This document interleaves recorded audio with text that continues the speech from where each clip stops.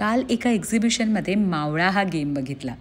सध्याच्या ऑनलाईन गेमिंगच्या जमान्यामध्ये असा कोणीतरी मराठमोळा विचार करतंय याचं खरंच कौतुक वाटलं, म्हणून हा व्हिडिओ बनवला. यांच्याकडे असे बरेच गेम आहेत आणि सगळे असे मराठमोळे गेम्स आहेत. खरं तर गेम म्हणणंसुद्धा चुकीचंच होतं आहे. याला खेळ म्हटलेलं जास्त चांगलं.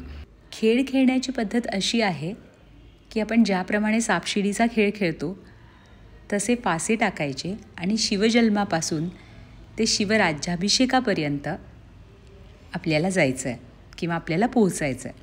आणि त्यांची हा खेळ समजावून सांगण्याची पद्धत एवढी छान आहे की अगदी ऐकत राहावं असं वाटतं. आणि तुम्हाला जिथे घेऊन जाईल त्या मोहिमेत तुम्ही आहात असा अर्थ होतो.